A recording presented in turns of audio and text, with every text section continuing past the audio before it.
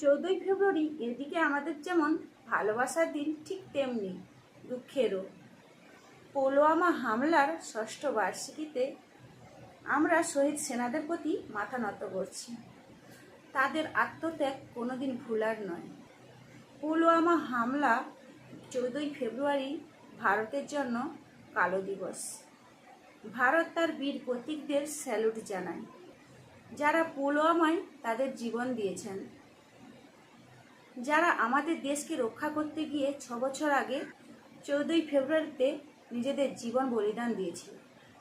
14ই ফেব্রুয়ারি 2019 পুলওয়ামা জঙ্গি হামলা।